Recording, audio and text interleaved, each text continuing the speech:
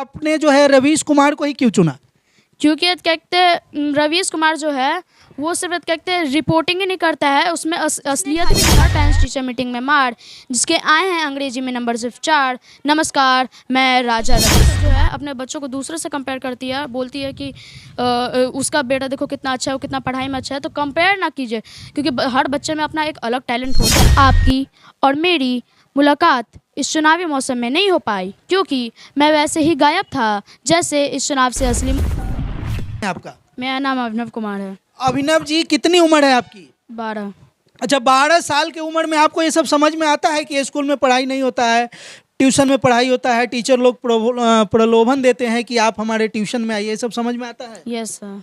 पहले मैं ये बताना चाहता हूँ कि नाटक मैंने किस लिए किया, क्योंकि आजकल के जैसे प्राइवेट स्कूल, सरकारी स्कूल होते हैं, उनमें बच्चों को कहते कम नंबर दे के ये बोलते हैं कि कहते इस स्कूल में पढ़ाई ठीक से नहीं होती है, और फिर उसके बाद बोलते हैं मेरे ट्यूशन आ जाओ, वहाँ पे अच्छे पढ़ाई होती है। इसलिए मैंने ये नाटक बना दिया है, जिसमें मैं टीचर से यह आग्रह करता हूँ कि वह बच्चों को क्लास में ही ठीक से पढ़ाए, ट्यूशन के लिए इतना फोर्स ना करे।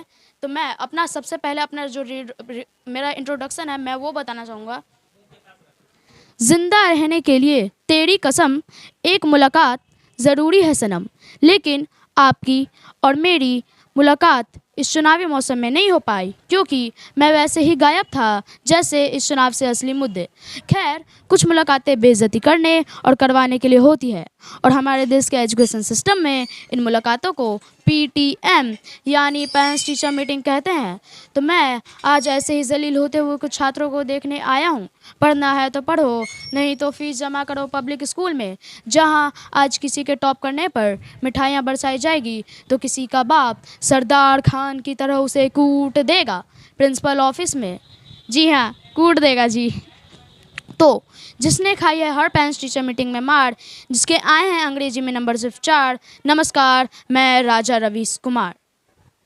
स्कूल की वो गलियाँ जो छोड़ आए थे हम, उनमें जाने से पहले नज़र दरवाजे पे खड़े एक स्टूडेंट पे पड़ गई, जो ऑटो वाले से मानो ग्रेस मार्क्स के लिए बार्गेन कर रहा हो। क्यों ऑटो के रेट पे एंडी का बम चढ़ा रहे उसको हैं? क्या घपला किए हो? नहीं सर, राजा जी आप उसे भी भगा दिए कि मेरे बाप बनने के लिए था मैं उसे PTM में ले जाता। कोई बात नहीं, फादर ऑफ द नेशन को ले जाओ PTM में। वो तो कब के गुजर गए। मैं नए फादर ऑफ द नेशन का बात कर रहा हूँ जी। वो थोड़ी ना मानेंगे। आप मेरा सिचुएशन नहीं समझ रहे। मैं 2 बार 12वीं में फेल हो गया। बच्चा लोग मुझे सस्ता कबीर सिंह बड़े मूंछधारी वाले बोला थे। कबीर डोरी गौर से निकलते ही मुझे बच्चा लोग बड़े पाँव बोलने लगते हैं। अगर मेरा असली अपराध था तो मेरे गर्लफ्रेंड और गाड़ी के चाबी और पर्स मोबाइल नंबर सब छीन लिया। उसके बाद मेरा सिचुएशन कैसा हो जाता। अगली बार आप आइएगा तो ये नहीं पूछेगा तुम कौन क्लास में, पूछेगा तुम्हारा शादी हो गया क्या। तुम्हारा प्रॉब्लम तो इंडिया के नंबर 4 से भी जटिल है भाई। कोई बात नहीं, जाओ जाके बाप ढूंढो जाओ। अरे रवीश जी, आपकी उम्र तो हो गई, आप ही मेरा बाप बन जाइए। अरे नहीं भाई, वो क्या है ना कि तुम्हारा टीचर हमको पहचान जाएंगे, हम TV पढ़ाते हैं ना जी। ठीक है, कोई बात नहीं, जाओ जाके बाप ढूंढो। और सुनो, अगर गधा मिल जाए तो उसे भी बाप बना लेना। 21वीं सदी में यही होता है। स्कूल के अंदर पहुंचा तो रूह तो मेरी भी कांप गई। कहीं पिटाई चल रही थी तो कहीं लड़का चलने से ही मना कर रहा था। तभी एक टीचर ऐसा दिखा जिसे हमारी जारवेज जैसी आंखों ने पहचानते हुए ये सिग्नल दिया कि इस टीचर के रेड पेन के इंक में कुछ काला है। तो हमने भी जायज़ा लेते हुए सवाल मुंह पे दे मारा। नमस्कार जी, क्या हाल है? क्या क्या नंबर आया आपके छात्रों का, बताइए। जी रवीश जी, देखिए मैथ किसी के सर के पल्ले नहीं पड़ता। सही बात है। जब इंटीग्रेशन का चैप्टर होता है तो बच्चे इस तरह पेंट लेके आते हैं। इनका होता है तो घड़ा लेके आता है। देखिए क्लास में बच्चा ध्यान नहीं देगा, घर पे पेरेंट्स ध्यान नहीं देंगे, तो मैं कहाँ से दे दूँ नंबर। तो आपने बताया नहीं कि आपने क्यों नहीं दिया ध्यान। मैंने ध्यान दिया, जितना हो सके उतना ध्यान दिया। देखिए पास आइए। देखिए स्कूल का माहौल सही नहीं था, इसलिए मैंने एक पॉजिटिव रूम तैयार किया है वास्त्रो शास्त्रो फैंसो से ट्यूशन के लिए, इस तरह क्लासेस के लिए। तो भेजिए, लड़के पर इस तरह टाइम भी देंगे, लड़के को इस तरह ध्यान भी देंगे। तो आप सिर्फ एक्स्ट्रा ध्यान दीजिएगा, लीजिएगा नहीं। साइड में चल के बात करे। क्यों खा गए ना गच्चा जी, फंस गए ना। पेड मीडिया समझो हमको। सुनिए, जानबूझ के कम नंबर देते हैं आप सभी के छात्रों को, और फिर बोलते हैं ट्यूशन आ जाओ, और फिर एक्स्ट्रा पैसा कमाते हैं। ले जाइए इनको प्रिंसिपल ऑफिस में, हम कैमरा में रिकॉर्ड किया है, निकलिए। तो जी हाँ, जैसा कि आप सभी ने देखा कि ऐसे ही स्कैम भारत में हर जगह चल रहे हैं, लेकिन वो भी प्रिंसिपल के नाकों के नीचे। वो बात अलग है कि प्रिंसिपल साहब का जो 56 इंच का सीना होता है उसके नीचे सब कुछ छुप जाता है, उसके नीचे सब कुछ छुप जाता है। लेकिन हमारे जैसे रिपोर्टर का काम है कि ऐसे स्कैम को पकड़ना और एक्सपोज करना। वाह वाह वाह। तो आपने देखा कि इन नन्हे मुन्ने कलाकारों ने, स्कूल के इन बच्चों ने किस तरह से इतने बड़े मुद्दे को जो है महज 5 मिनट में जो है पलट के रख दिया। जी हाँ, आजकल के प्राइवेट स्कूल में बिल्कुल ऐसा होता है। अच्छा, आप लोगों ने इतना बेहतरीन जो है ड्रामा किया, कैसे जो है इसको, मतलब कहाँ से आइडिया आया कि आपने रवीश कुमार को ही क्यों चुना? नहीं, वो वैसे नाटक तो हम लोग का प्लान नहीं था। वो हम लोग के जो दानिश सर है, इंग्लिश के टीचर हैं, वो उन्होंने हमें, पहले तो वो चाहते थे कि कोई और रिपोर्टर बने, फिर उन्होंने मुझे चुना। तो इसलिए कहते वही हम लोग को दिखाया कि वो नाटक करना है, तो इसलिए कहते हम मेरे पूरे क्लास के छात्रों को चुना था। अच्छा, रिपोर्टर तो बहुत है, अगर आप मीडिया में देखेंगे तो एक से बढ़ के एक रिपोर्टर है, बट आपने जो है रवीश कुमार को ही क्यों चुना?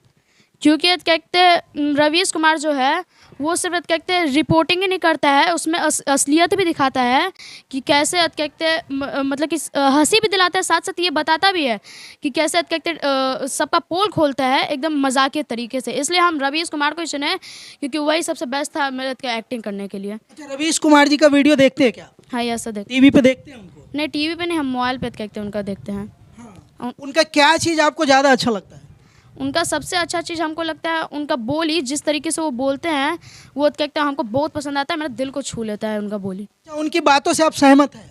हाँ, सहमत। आप लोग जानते हैं रवीश कुमार को? Yes sir. देखते हैं? Yes sir. आप लोग को भी पसंद है वो? यस। आप लोगों को? Yes sir.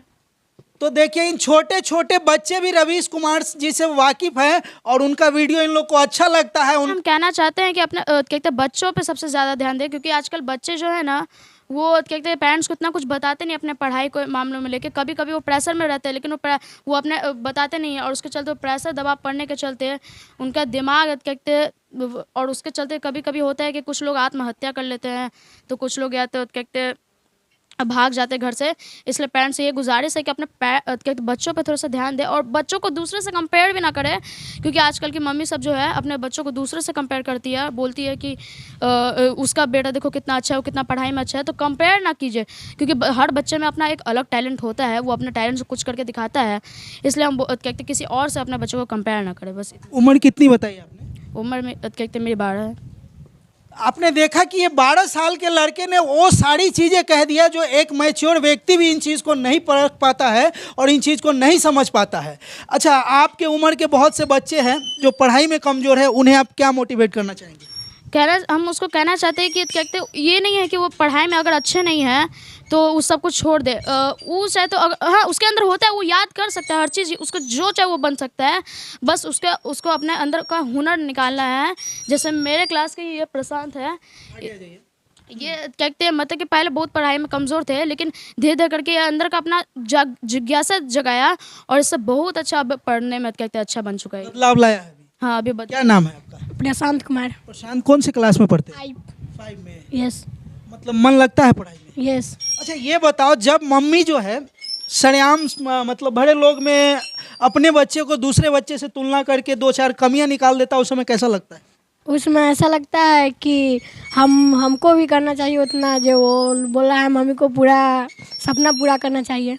तो वो मम्मी जो कंपेयर करती है वो कहीं ना कहीं सही है या गलत है? सही है। सही है। वो मम्मी जो कंपेयर करती है वो सही है या गलत है? सही भी और गलत भी है। सही इसलिए क्योंकि मतलब कि दिखाना चाहती है, मतलब अपने बच्चों को बताना, बस ये बताना चाहती है कि बच्चा अच्छा है, लेकिन गलत इस बात के लिए क्योंकि अगर वो बार बार कंपेयर कर रही है, बार बार बोल रही है कि बच्चा कहते हैं ऐसा है, तो इसलिए कहते हैं ना सही भी है और गलत भी है। कभी भी कहते हैं ना एक बार बोले तो सही रहेगा, लेकिन बार बार कहेंगे तो बच्चे का दिल को थोड़ा चोट लग जाता है। मतलब बच्चा सब अपना समझ नहीं पाता है कि क्या करे, कहते हैं इसलिए वो गुस्सा भी कभी कभी अपने मम्मी सबसे रहता है। टॉर्चर फील करता है कि मम्मी टॉर्चर कर रही है? हाँ, टॉर्चर ही एक तरीके का समझ लीजिए। उससे क्या होता है, पढ़ाई में और मन लगता है कि पढ़ाई में और डिमोटिवेट होता है बच्चा? वैसे तो पढ़ाई में कहते मन लगता है, लेकिन अगर बार बार जब वो चीज़ याद आने लगता है कि मम्मी हमको दूसरे से काहे कंपेयर की, तो कहते फिर पढ़ाई में धीरे धीरे मन नहीं लगने लगता और पढ़ाई छोड़ के ना दूसरा संगत, बुरा संगति में चला जाता है।